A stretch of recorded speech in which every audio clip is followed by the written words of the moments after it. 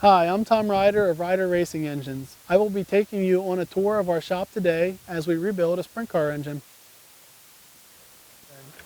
When an engine comes in for a rebuild, we store the engine here before it is ready for its first process, which is disassembly.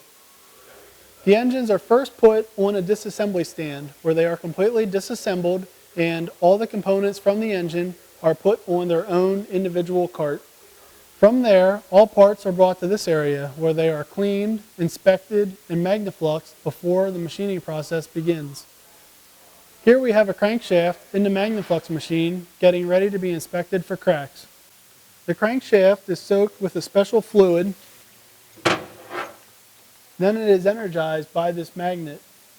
After the crank's been energized, the crankshaft is inspected for cracks underneath ultraviolet lighting.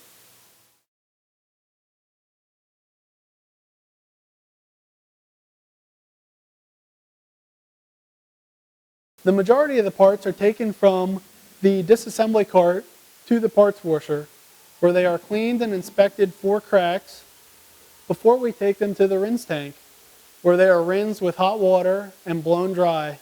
After that, they go to a clean cart where they are placed for final assembly. This room contains mills, lathes, and welding equipment, which we use frequently in the preparation of new and used components. This section of the shop contains equipment which we use to machine cylinder heads and engine blocks. And all blocks and heads are decked on one of these two machines here.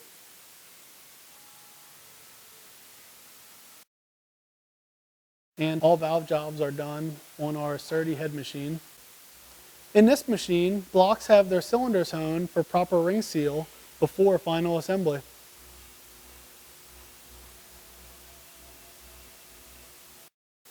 After all the parts have been cleaned and inspected, machined, and recleaned, we end up here in the assembly room where all engines are assembled before dynoing.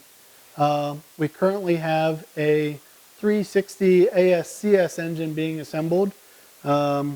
This is a cylinder head for the engine.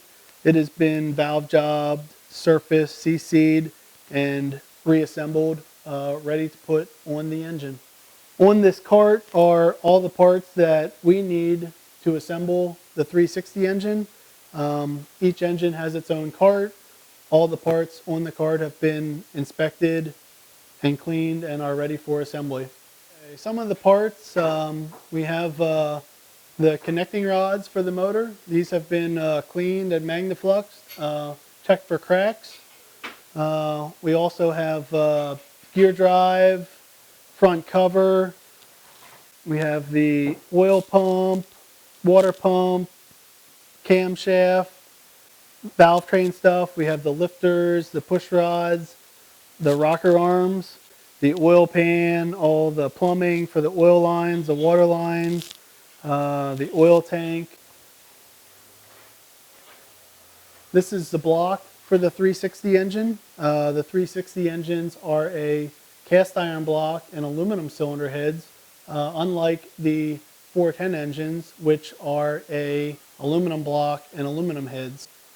This is a 410 sprint car engine, which is all aluminum, unlike the 360. This one happens to be a Mopar. It is completely assembled and ready to be dynoed. Some of the major components on the engine are the cylinder heads, the aluminum block, the injectors, and the magneto. Now on the front side of the engine, we've removed the oil tank to show you the oil pump, the water pump, and all the plumbing that goes along with them. These are oil lines that take oil to and from the engine, and these are water lines that take water to the engine.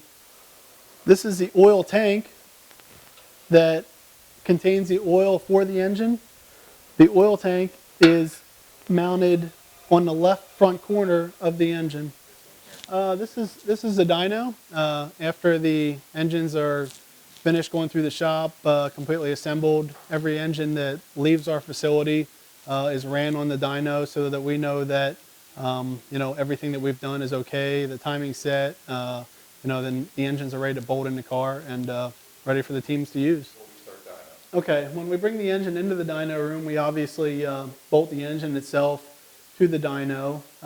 After that, we start hooking up the sensors and the exhaust, the air, everything that we need to monitor all the data while the engine is running and while we are pulling the engine so that we know exactly what's going on, if there's any issues with it during the engine being run. Okay, this is the control room for the dyno. As we're running the engine, this is where the dyno operator sits to run the engine, and we can monitor just about every aspect of the engine while it's being run on the dyno.